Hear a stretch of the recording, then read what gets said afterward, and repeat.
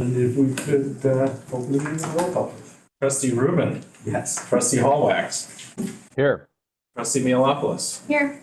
You have to say anything about him being I think you should just acknowledge that he is traveling for work purposes, which makes him eligible to join virtually for this meeting. Okay, I believe we just did. I assume this is being recorded already?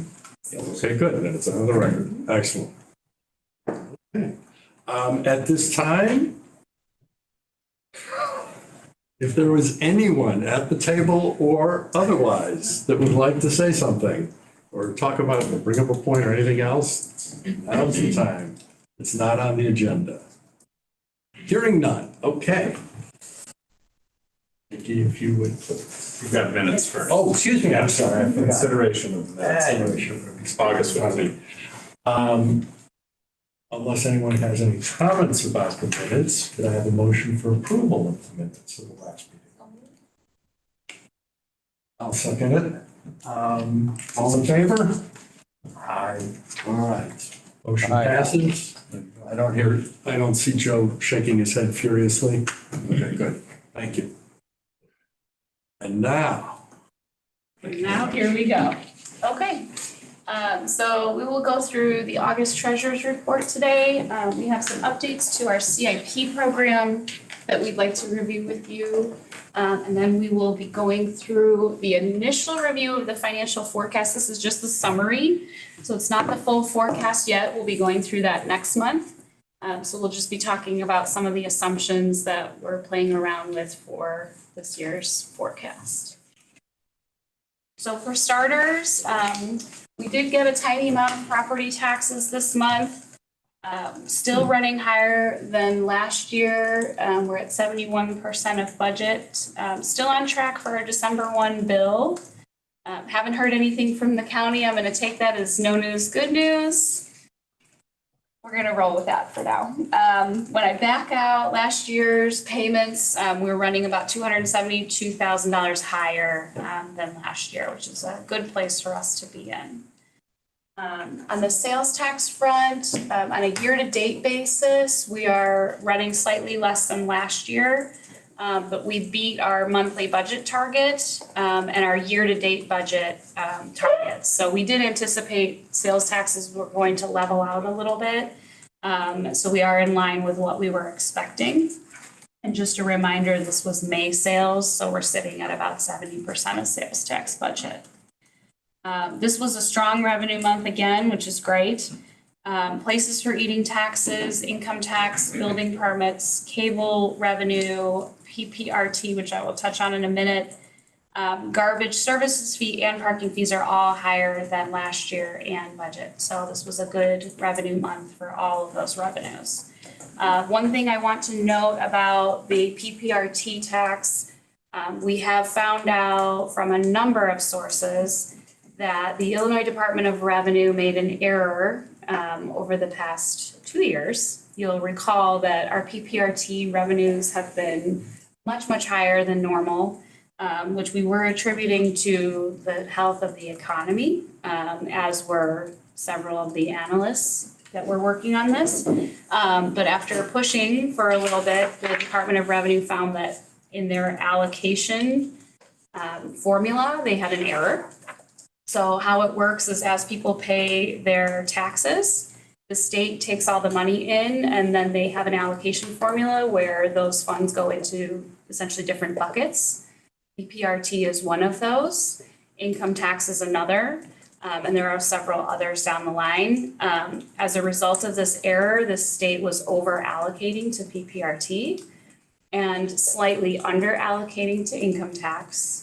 And some of the other buckets that they allocate, there's quite a few of them. So what you will see as we start talking about the financial forecast assumptions is a strong dip in what we are predicting for PPRT. The Department of Revenue, Margaret and I just spoke with the head of the Department of Revenue. They're not going to claw back any revenue, but they are going to significantly decrease our distributions going forward, starting with this state fiscal year. So we may see those level off. The good news for this year is our PPRT is so far over budget. Even if we don't see another dime this year, that revenue will still end the year over budget. But we will likely see a significant dip in that next year, as much as 26% is what we're forecasting. So you'll see that as we go through revenue projections in the budget process. So Just in terms of the effect for this year, so they were over allocating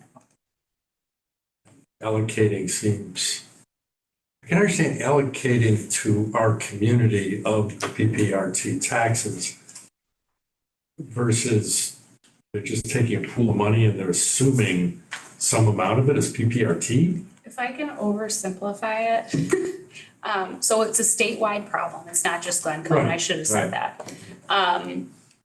They're basically taking in the taxes and they're just parsing it out.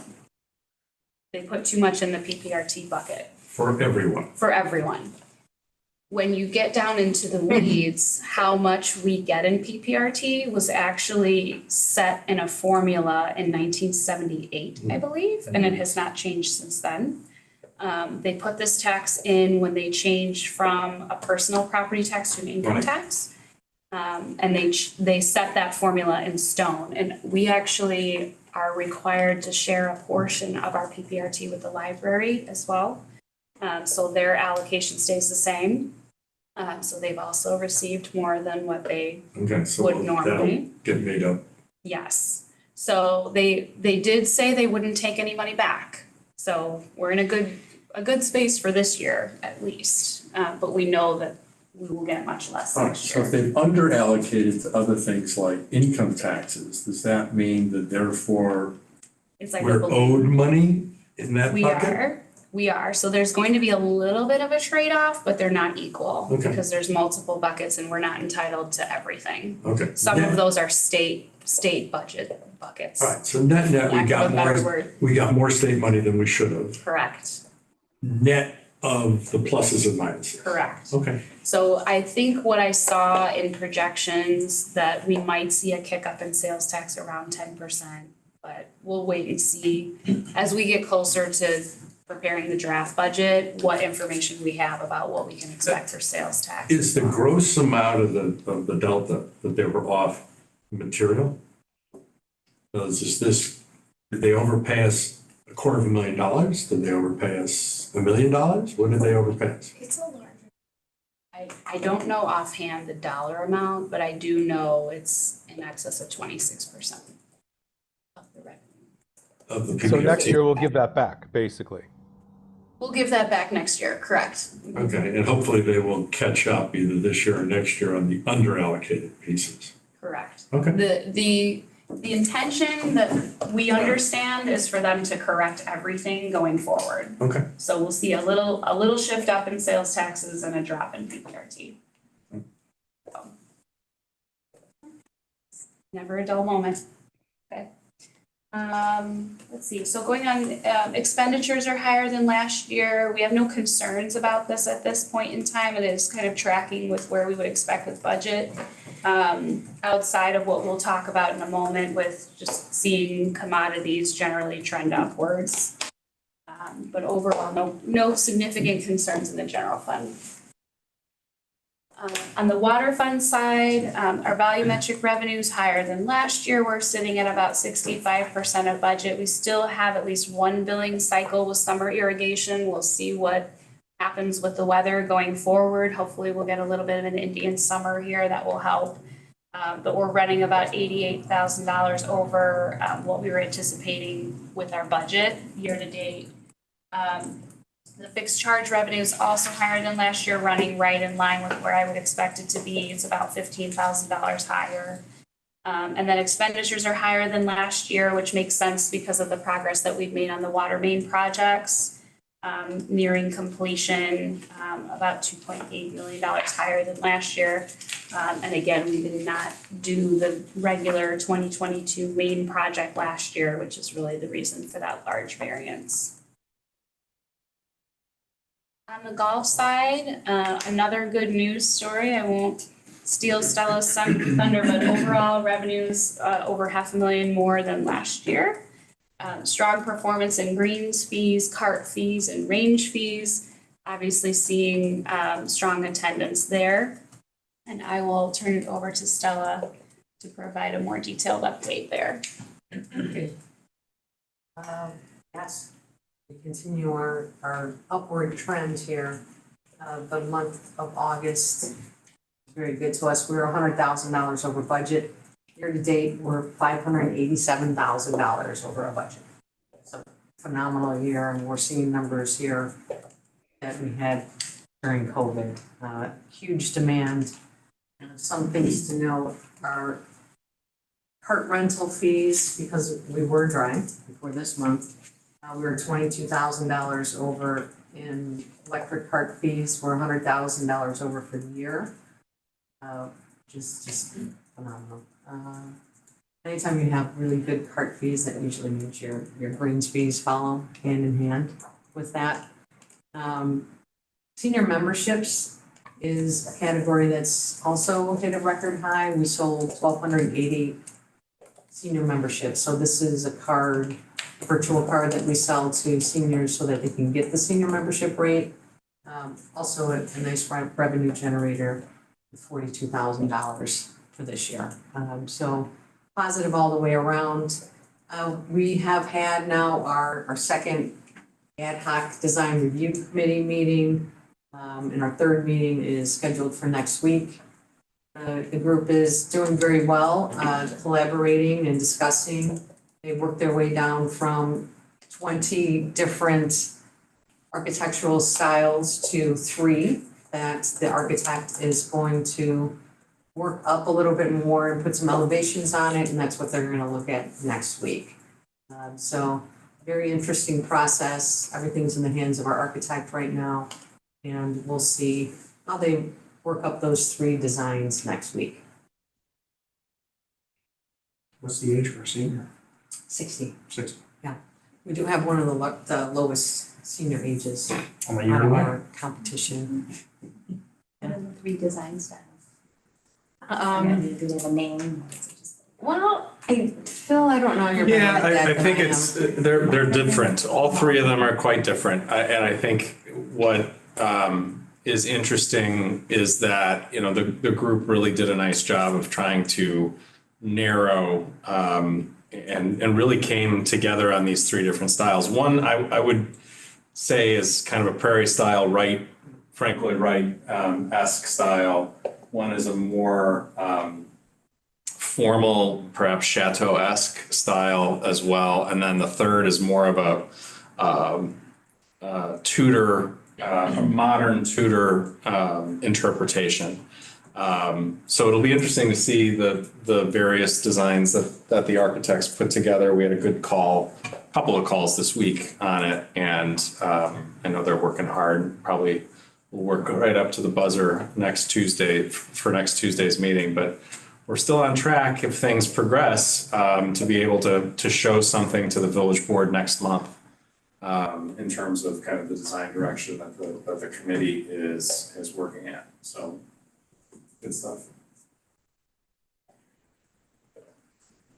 Thank you. Thank you, Stella.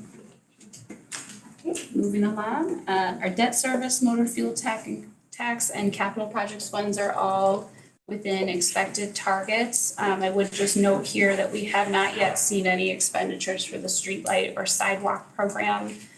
Those might come later this year. We'll talk a little bit more about that when we get to CIP.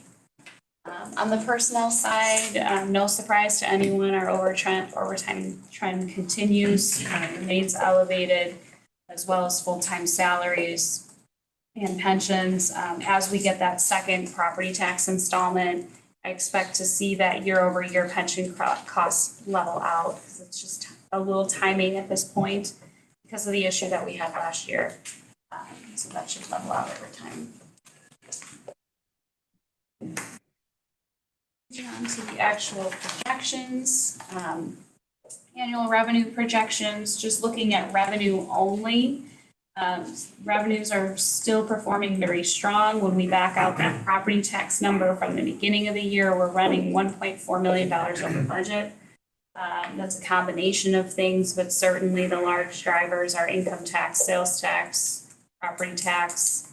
and PPRT for now. The water fund is running slightly below budget. That I believe is just timing. We're waiting on summer revenue overall. And then when we add expenditures into that equation, the general fund is looking at a potential surplus of $887,000. That's if, again, if everything goes as planned as what we have in the financial projection, which we know won't happen. There's a number of things that are leading to this. As you may recall from the 2023 budget, we were planning a $1.4 million drawdown in the general fund. We've had a number of items delayed or deferred in the general fund. We'll talk a little bit about some of the projects under Margaret's capital projects report, but some of this is vehicles as well. And some items that have come in under budget, such as the body cams. There's one other thing that's escaping me, but there are a number of things that are leading to this. And also, obviously, our strong revenue performance. The water fund is projected to add $1.6 million to reserves, that is to the issuance of the bonds. And planned, obviously, for capital expenditures in the future. As of month end, the general fund is sitting with $15.6 million, which is about 71% of reserve. And the water fund is at 109%, again, by design. On the inflationary side, commodities are higher than last year, 85.5% of budget. This is nothing new, but we're just seeing this trend continue and looking at this very carefully as we prepare our budgets for 2024, understanding that we were not likely going to see relief in this in the near term. Contractual services are also higher than last year. They're at 73% of budget. Not as high as commodities are trending, but we are seeing that higher for the same reasons, just inflation, trouble with staffing, and supply and demand. So that is something going to be a recurring theme tonight that we're going to be talking about. Continuing on that train, we still have one public safety vehicle, no ETA on that. So we may or may not receive that, or that may get canceled altogether, or it might just show up tomorrow. So that's also happened to us. On the Public Works Department side, we have our aerial truck that we're still expecting in December, and the dump body that's expected in October. And those are two of those items that I was referring to in the general fund that we have not paid for because we have not received them. There are no new inflationary impacts that we haven't already talked about. But again, we're still just seeing a number of increases in prices for our commodity items. Nikki, one thing just to add onto that, we are, as you're aware, the new public safety director will start October 5th, so before our next board meeting. An item that may show up on the October board agenda for your consideration would be a vehicle for him. We are looking at the possibility of integrating an electric vehicle into the fleet in that role, and trying to source something that we can actually get. So we're looking at that as a possibility. of Public safety departments on the search right now. It's much more of an administrative vehicle versus a purpose-built squad. So it makes that much easier to do. But just so you know, that is something that we're looking at and very well may bring forward. That would accelerate the replacement of that vehicle, which was scheduled for next year, into the current fiscal year. So just wanted to make mention of that. Any questions on the treasurer's report? Okay. Moving right along to the CIP update. Margaret. Good evening. Just the schedules can be found in your packet on page 57 and 58 for your monthly update and 59 for the quarterly update. Estimated delivery or completion dates for the projects have been added to the schedules with the most current information we have. And since staff has started the calendar year 2024 budget preparation process, review of our current CIP projects and the 10-year plan has started. and staff has taken a more in-depth look at our current projects and project schedules for the rest of the year and made adjustments as needed, and are available tonight to discuss those adjustments as we go through the projects. So we have quite a few. I'm going to start with the target dates for projects that have updated. A lot of these are current projects that we know of that are just finishing up and might have moved a month or two. So our new downtown garbage and recycling cans, installation will hopefully be completed in September, instead of August. The roll call training room renovation project, is probably being brought to the board, in October instead of September. We do have some minor charges with multiple vendors for small parts of the project that they've started, but the larger renovation will come before the board. That's going to be a bigger dollar amount. The council chambers redesign consultant services, we wrapped that up in September. As Nikki mentioned, the body worn camera equipment purchases have been completed in August, and I'll talk more about that in a moment on what we're gonna work with those funds for the future. Our ERP implementation project will be completed by December of this year. The replacement of Unit 3 step fan, so we've received it, but it's gonna be fully outfitted by December, which that's another chunk of money that we have not paid out yet. The water main replacement project will be completed in September instead of August for a few punch list items that they have to complete.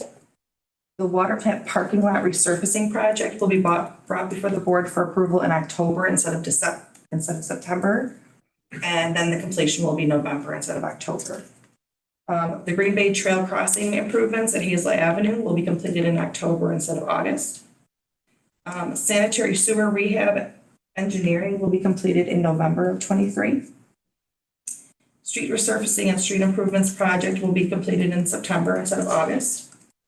Sidewalk improvements repair and replacement project will be completed in October instead of August. And the traffic signal controller modifications will be completed in December instead of November. There is delivery delays with the equipment for part of that project. Next, I'm going to go through the projects for September board approval. So because we did not spend all the funds related to what we budgeted for the body worn cameras, we're able to add in a project that's going to come before the board for approval on Thursday, the school district radio repeaters project. And we can talk more about that project in a moment. We have deferred projects, which I'll go to next. So safe routes to school crossing improvements. We've changed the status of that project to be determined, and staff will talk about that in a few moments. There's new delays with our contracted engineer and IDOT. Village Hall space needs analysis has been deferred. The streetlight improvements project has been changed to be determined based on staff's review of that project for this year. The new sidewalk at Dundee Road has been changed to be determined. Protective netting for the Glencoe Golf Club driving range has been deferred to 2024. And the 16-inch water main valve replacement project will be deferred until 2024. We have decided to take a portion of the funds designated for this project to allocate them to the Beach Road Emergency Water Main Project that we can talk about also this evening. And so that actually is going to come to the board for approval on Thursday as well in order to get those emergency repairs taken care of right away. So if you have questions, please let staff know, and we'd be happy to speak to the items this evening. Just a couple of things that I'll just throw in relative to Margaret's points. The Dundee Road sidewalk improvements, this is between Greenwood and Green Bay to create through sidewalks on both sides. We did take that out to bid. Bid prices came back about 3 times higher than what we expected. And so we're at this point going to recommend that we rebid that project next year.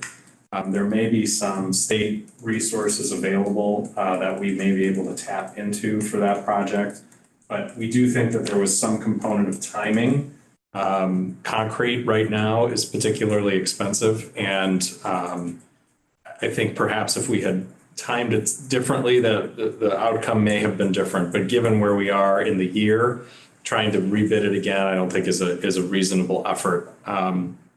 So that's something we're working on. Relative to safe routes to school, we have some things that we need to figure out with that have come to light as it relates to the possibility of the acquisition of easements for some of the placement of some of the equipment that is proposed as part of that project. I met with James and Don this morning, started to talk through that. We have some alternatives that we still need to work through, but regardless, it's gonna delay that project. This is outside of really the state's delays that we have been experiencing for the last 4.5 years. So this is something that really just kind of came to light as we made it to the front of the line with the state, unfortunately. So we're gonna take a look at that. It may mean we need to step back and look at that project differently, i.e. we may need to fund portions of it in order to move it forward. This relates to the fact that it is federal money proceeding through the state to us. And when all of those units and layers of government are involved, the expectations and requirements of how those dollars are spent become much more significantly important. And because we now have some easements that need to be acquired, particularly from the Union Pacific Railroad, that may slow the entirety of this. So we're working through that. We'll have more information next month, but it's likely that project may take a different form next year in order to see some of those improvements actually get put in place. So, sorry, question. So there's no portion of it that can move forward? Unfortunately, the way these granted dollars are allocated is for complete projects, not portions of. So if we were to alter the scale of the project and take some of those issue areas out, we'd actually have to resubmit so that's why we're trying to look at how we may want to do that. And that may be the best path forward. That's it, yeah. It's frustrating. Providing options. Right, our engineering firm is taking another look at ways that we can proceed with that. But it is without a doubt, a frustration on our side. We want to see this stuff getting put in place throughout the community. And as I said, we may take a different approach to it next year in order to see some of this happen more quickly. Yeah. Again, if the holdup are easements, and that's all the holdup is, because wouldn't we have the power if push came to shove, if we actually got the equipment, got to this, got to that, you're installing stuff and someone, can't we condemn? Not because it's federal dollars. These are fully funded projects with federal dollars. When you have federal dollars, it attaches certain things that must be done prior to the release of So you those have to funds. have either acquired, Yes. you have to acquire the rights before. Unfortunately, yeah. So you can't do like a quick take or anything like that. And I don't expect that we will need to, but the acquisition of the easements will take some time. What they're telling us is probably 18 months. Because of, again, you're going back through the state process, which is going through a federal process. It's Will the dollars even Fascinating. still be there? the dollars apparently are there. Oh, Yes, just they locked. it's like It's old money. It's like it's in behind glass and you can see it, but you can't touch it. Yeah. The problem also is the project is getting more expensive and the dollars haven't changed. So that's another component part of this too. And then last, the only other point I was going to underscore relates to the Beach Road emergency main replacement and how that ties into the valve replacement project, which is something that is very much a high priority, something that we very much plan to move forward with. But we are up against some engineering issues that we still need to work through. And that project, it will be in what you see in a couple of months in terms of the proposed budget for next year. But given where we know the weaknesses of that Beach Road main, we want to move forward with that as quickly as we can. It's not so much a reallocation of resources, but utilizing those resources this year because we know we can't for the other projects right now.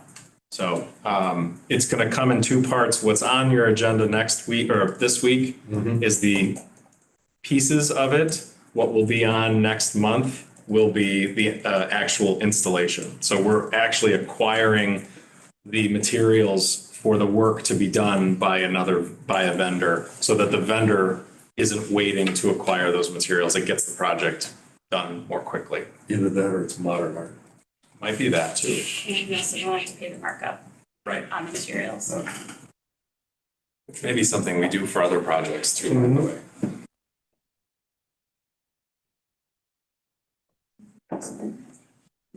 Any other questions? No, so much for the budget surplus.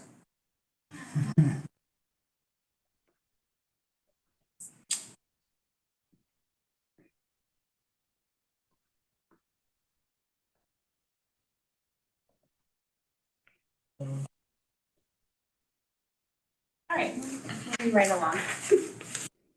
Okay, in your packet, on packet page 60, is a memo about our financial forecast assumption.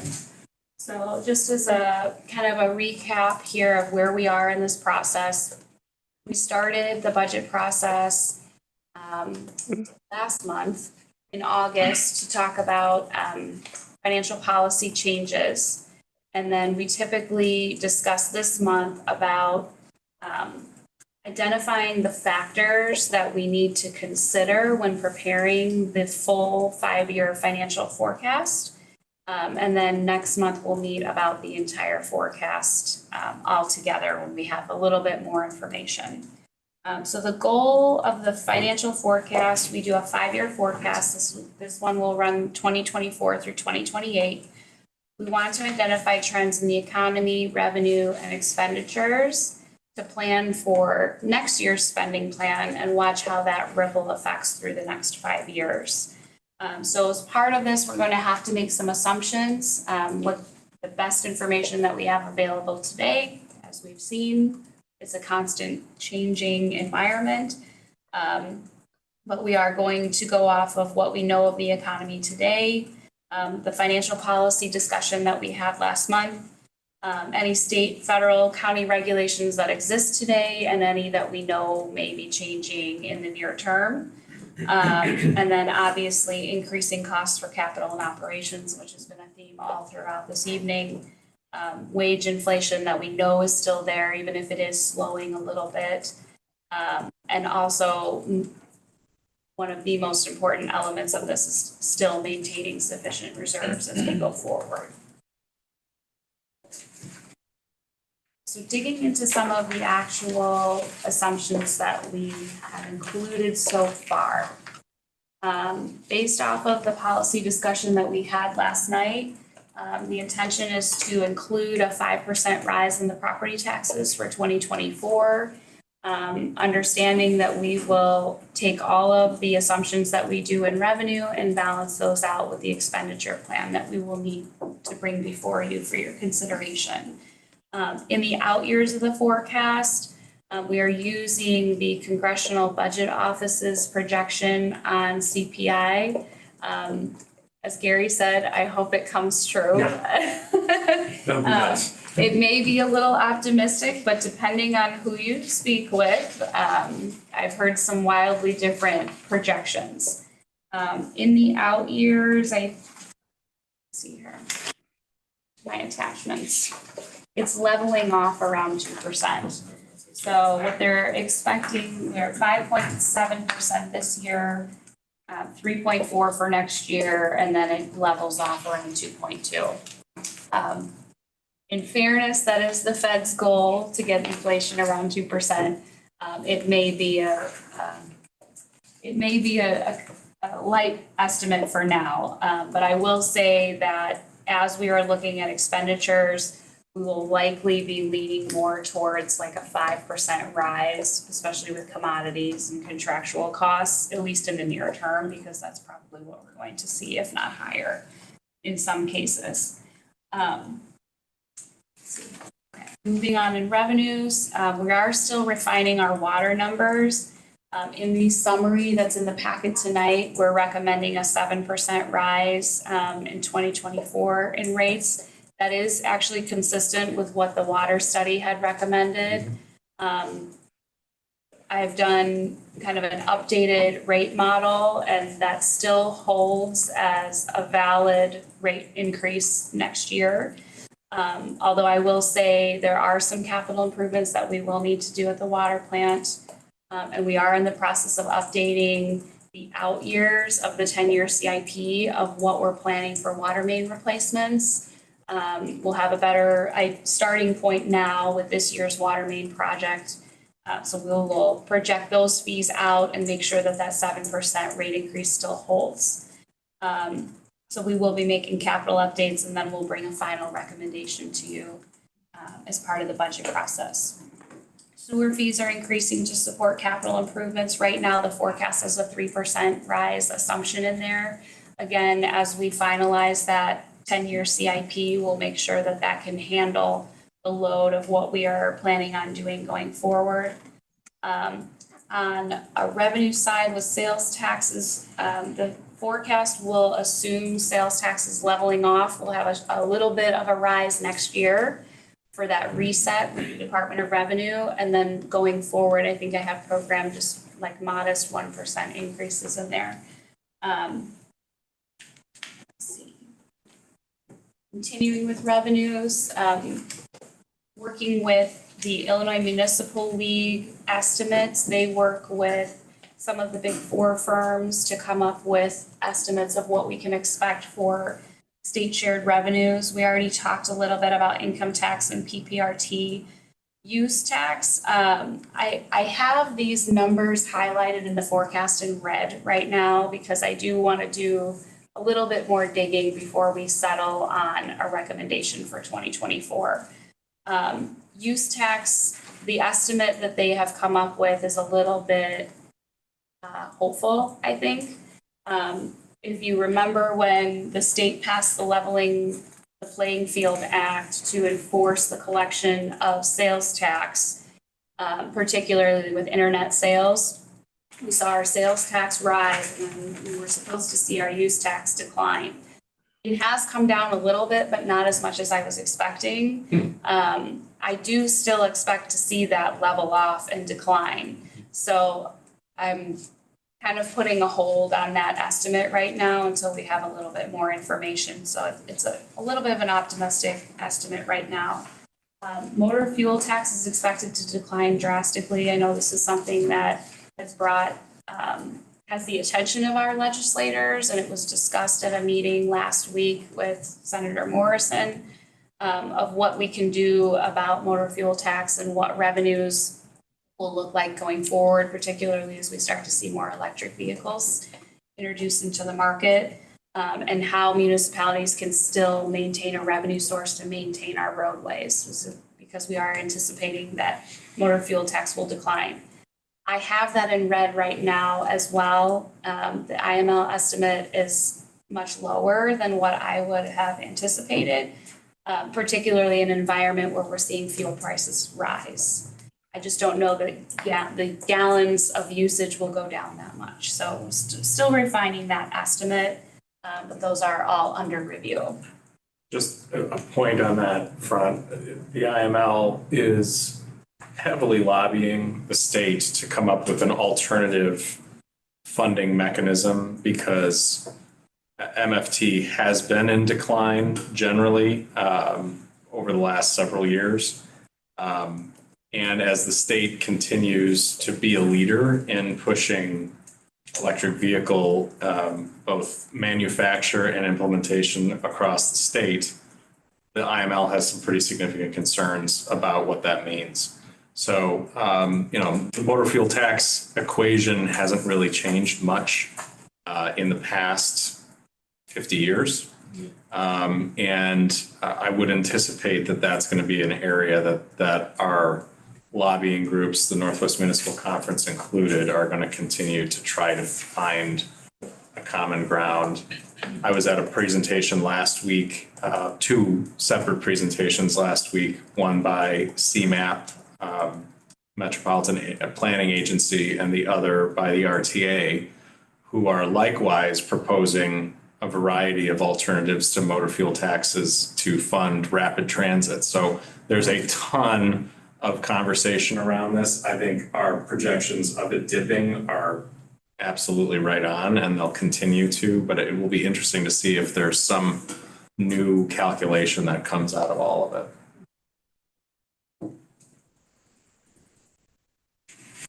So moving outside of state shared revenues into revenues that we control. We do have the general collection services fee, that's the garbage fee that is passed on through the hauler. We are planning initially to raise that by CPI in the financial forecast, but we are refining that number. That fee covers a number of programs, our street patching program, a portion of our asphalt program, our special pickups, the tipping fees that we have to pay the landfill. So as we update those numbers in our budget projections for 2024, we'll make sure that that fee still covers all of those programs. There is also some depreciation for our leaf collection, our leaf vacs is also included in that too, the replacement of the leaf vacs. On building permits, right now, this assumes status quo. In the forecast, we are pending still some recommendations. Our fee and fine survey has been out to our surrounding municipalities. We're looking to see where we fall comparatively. But I know we also could potentially have some recommendations from the Historic Preservation Commission that may pertain to building permits. And I don't know how that would impact this number quite yet. So for the purposes of the forecast, we're just holding those permit fees just at a status quo level. Parking fees continues the rebound of downtown parking. We're making some leaps and bounds in terms of estimates.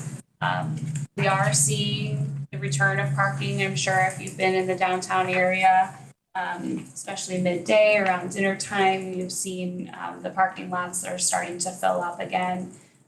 We are nowhere close to where we were pre-pandemic levels, but in the forecast, I am predicting that that will continue to rise, not due to fee increases that we would charge for parking, because we do have some limitations on that due to our lease on the parking lots, but due to, we're assuming that people are going to continue to return back to the office, return to a parking situation.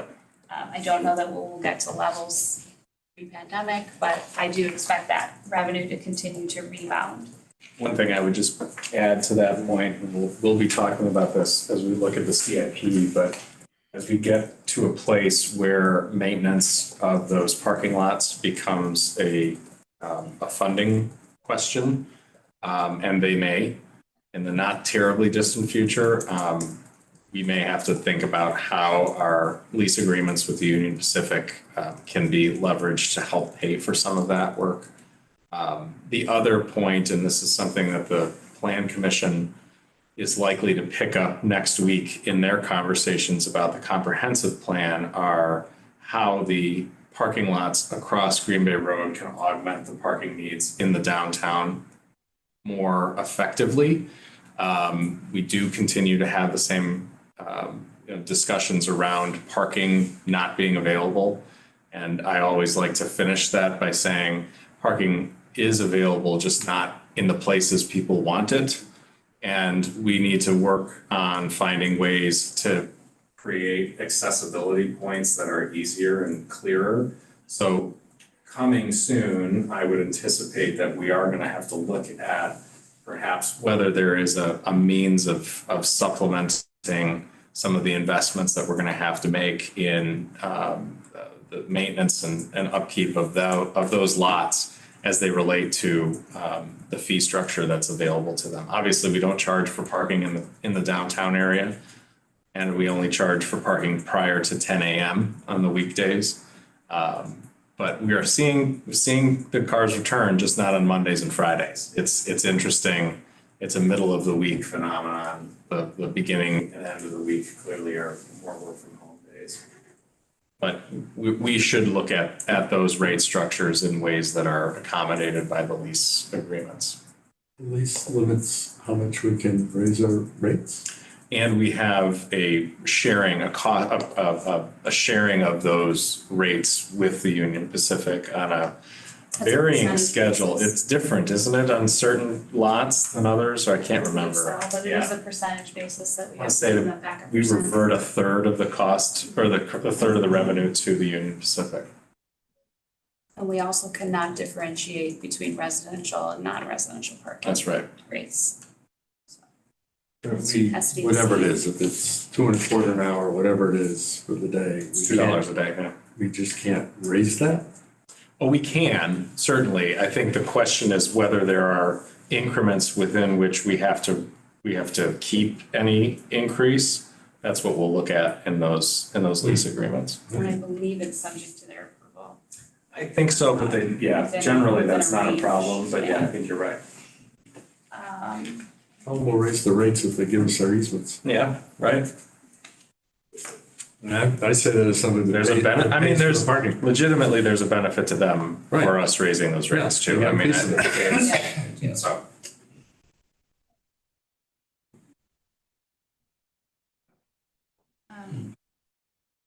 Moving on to the vehicle sticker program. Okay, so right now in the forecast, I have that number status quo.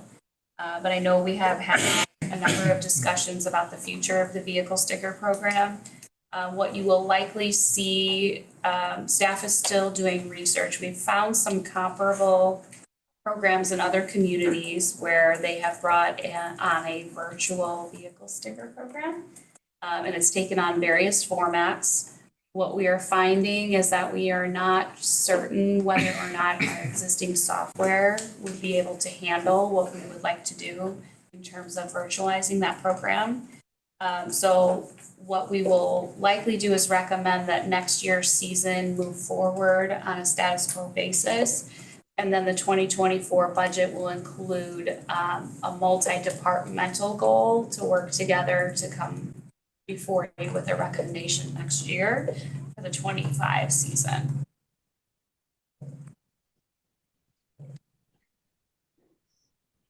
On the expenditure side, and I sound like a broken record, I'm not even gonna cover the first point because we've already been through it. Our pension costs are in accordance with actuarial recommendations. We went over this last month with the financial policy review. It will be 2.7 million for police pension. Our IMRF preliminary rate will be just over 7% of salaries. That's for all of our non-sworn employees and our AFSCME bargaining unit. So those will be programmed into the financial forecast, and those will be programmed into the 2024 budget as we recommended. The community grant program is pending review, committee review, based off of applicants. So we just have kind of a TBD placeholder there. I know, that grant program was slightly different last year, with FSG coming back for a second round. So that'll be dependent on the committee review. As noted earlier, capital is still under evaluation, particularly in the water fund. We're really taking a hard look at those numbers. What that means is that as we refine our capital numbers for what we plan to recommend to you next year and in the next 10 years, that may also impact our debt plan. The debt service that's included in the financial forecast right now includes bond issues in 2024. Next year, we were planning to issue a second tranche for the golf club referendum and the second tranche of our 2021 referendum for infrastructure. Those would still likely be included for 2024. In 26 and 27, we also had additional GO bond issues planned for the capital plan that was in place for the 2023 budget.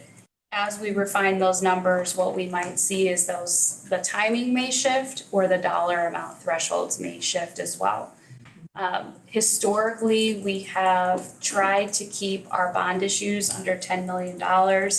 With interest rates where they are, the difference between what they call a bank qualified bond, which is under 10 million, and a non-bank qualified bond, which is over 10 million, the spread between the two is slimming.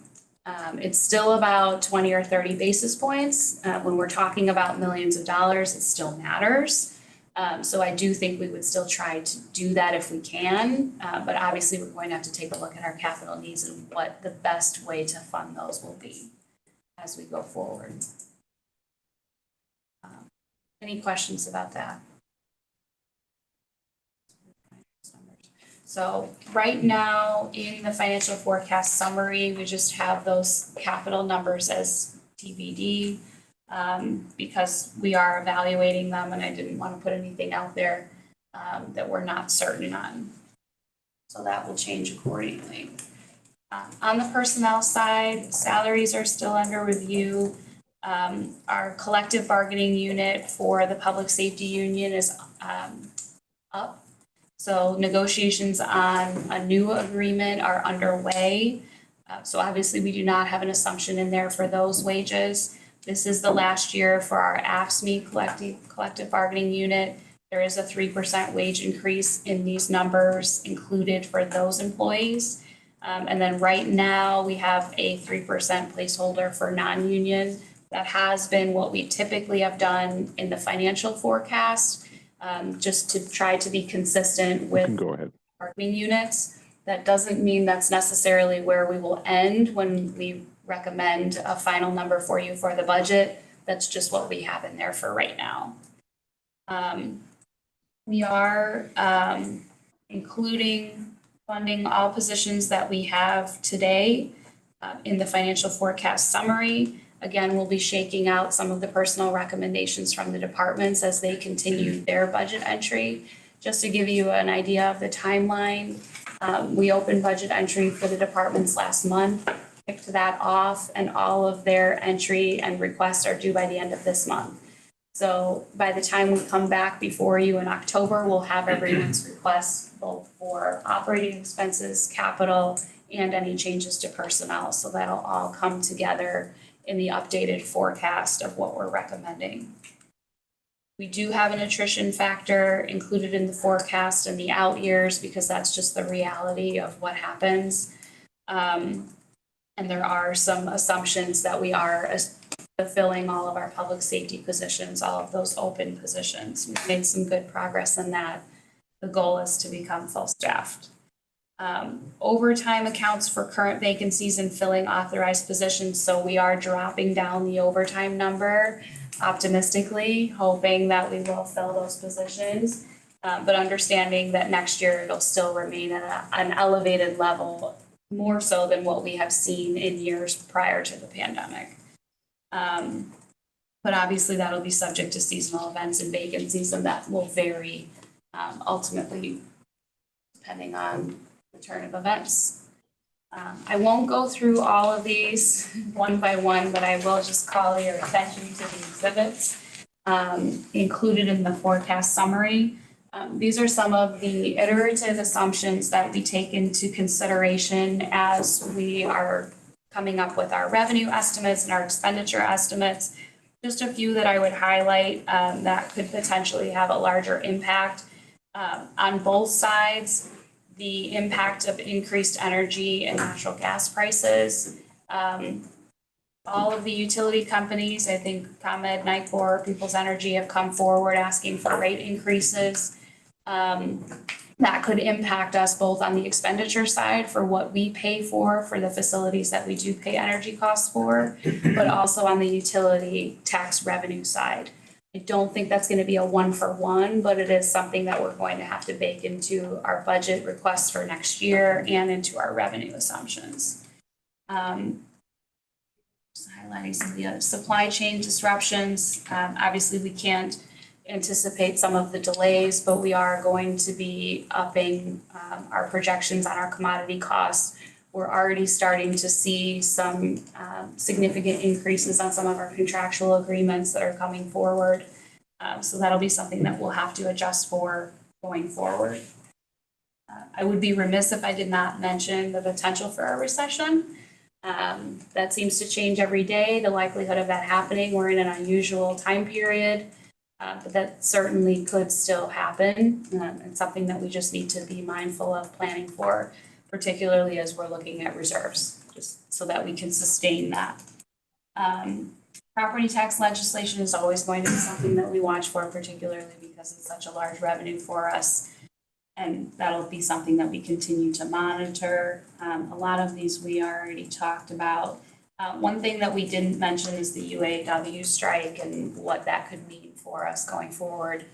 Again, it's just a news item right now, but it is something that we have to think about.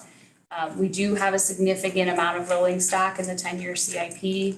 We've already obviously seen some significant changes, delays in that.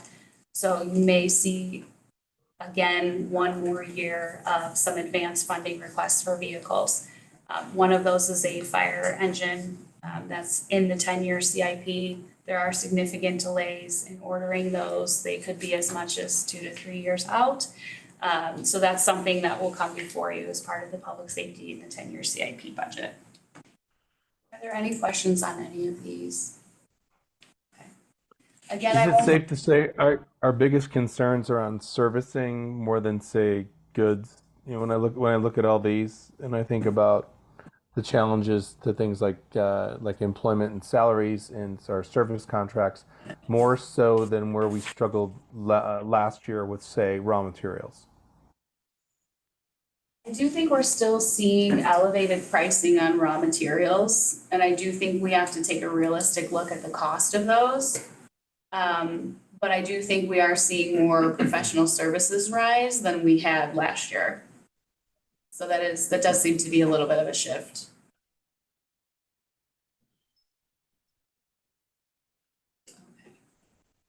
Moving on, again, I'm not going to go through all of these. We talked already about those numbers that are in red that I'm still reviewing. And we're going to wait until we have a little bit more information. We'll bring a fully formed recommendation before you on those next month. But you can see moving from left to right where we are year to date, where we're projecting year end, which is consistent with the financial projections that are in the August financial report and what we're projecting out in the out years. In the far right column, I tried to summarize for you the basis of my assumptions and where those are coming from. And it varies obviously depending on the revenue source. The first table of table 2, the first portion is all of our externally controlled revenue. These are items that we are either passing through the state or something. There's another controlling factor that we have to take into consideration that is not completely in our control. The second portion of table 2 is our locally controlled revenue over which we have control over. We've gone through almost all of those. The E911 surcharge revenue actually might belong in the other chart. And then alarm permits, one thing I would note there is that we are looking at a new software. Our revenue's been trending down this year, so we're looking into why that might be. But we are looking into a new software that we're hoping to implement either this year or early next year that will help us better track those and keep that revenue on track as well. So do we think that people just aren't getting the bills, they're not paying them, or we think people just aren't getting rid of their alarm services? I think there are people not paying them, and we need to make sure that we're following up. So I think that might be part of the issue.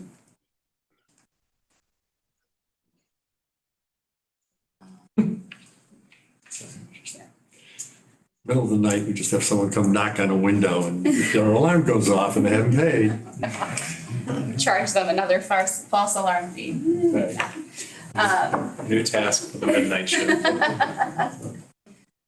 The last table are the major expenditure assumptions. Again, we've gone over, I think, all of these in the same format, moving from left to right where we are today, where we're expecting to end up the year and what I'm projecting going forward. The salaries here and the overtime here are still in red because we are still working on the personnel budget. That's not done yet.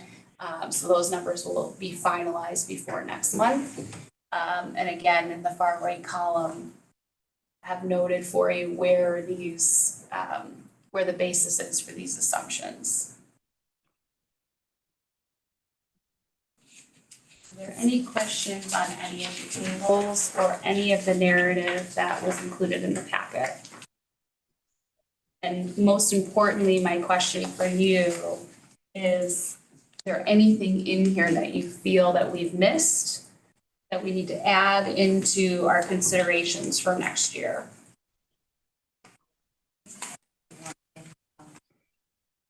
Actually, the assumptions is. What page is that? It's this one, Yeah. Correct. page 63. Okay. Wondering if we should mention as a factor to like infrastructure, needs that are unforeseen, like some of these water main issues we're seeing, I think it would not be a bad idea to highlight it as like an actual concrete, no pun intended, Yes. item. That's a good. Yes, that's a good point. Thank you.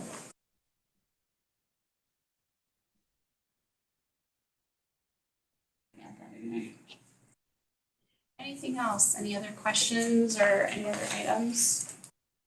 I have a quick question. Sure. Do we have what I'll call an emergency scenario? If things, I'm thinking of the Rainy day hurricane plots. funds or? Yeah, I'm thinking of the hurricane plots on TV, and you have, the most likely, and then of course you got the other scenario from the other models. And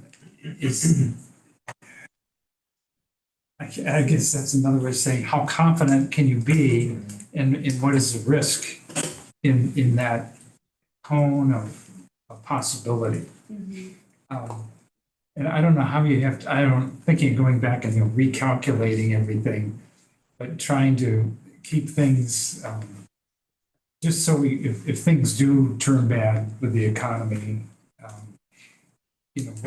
what are some of the things that we might do? My broker's very pessimistic. Oh, no. That's not good You want news. that. One thing that Nikki already does with the forecast is when you see them, there's a page that says, and there's usually 5 or more, now I'm sure there's more, where it's like, by the way, if the state changes their funding formula on the income tax sharing, Yeah. that could cost us.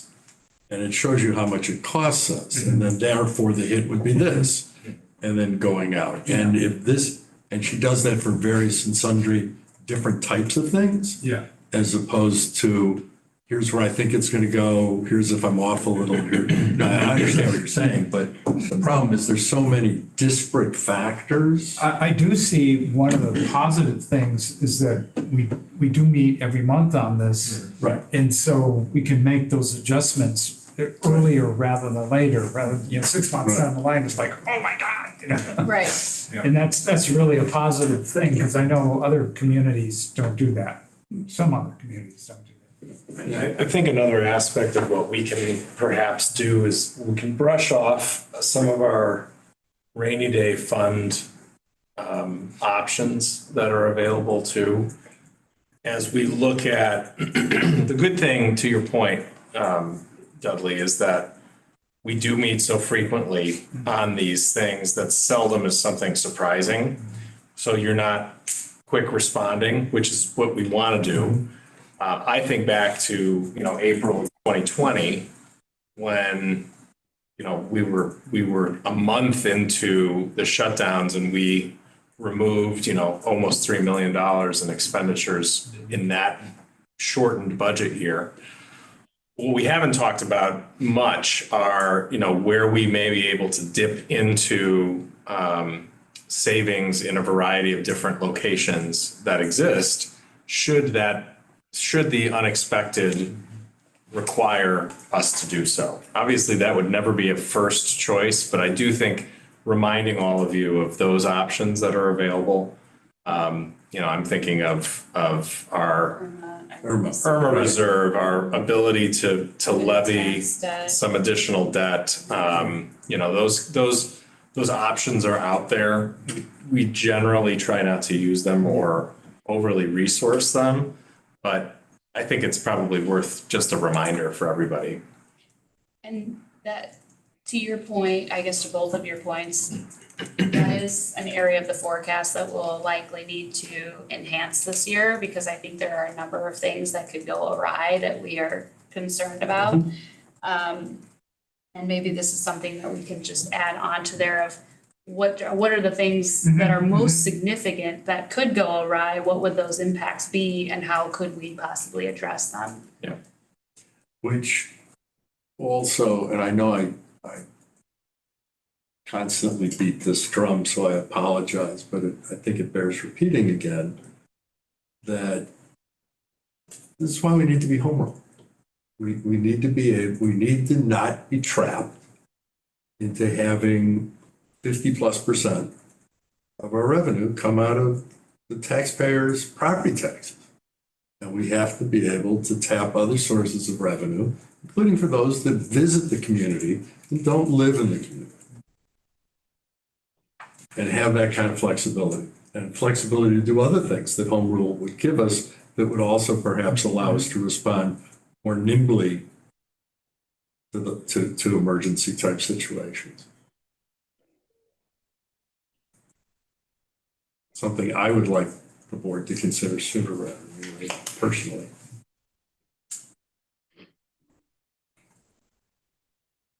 Add that to the list. Yeah, but no, it helps when dealing with uncertainty. Yeah, it does. It Very does, lot. that is a valid question, Very that much is a so. valid point, and maybe something we'll incorporate into that section. Okay, so in terms of next steps on the forecast, we'll have the full financial forecast discussion in October, once we have all of the data back from the departments and we've distilled that down. So we'll have a more formal recommendation for you. We'll take the feedback that you gave us today and incorporate into that into the forecast, as well as our CIP recommendations, so you'll have a better picture overall, how all of those factors would impact our reserves going forward. Any other questions? Thank you, that concludes my Thank presentation. you, very comprehensive. Yes. Yes. All right.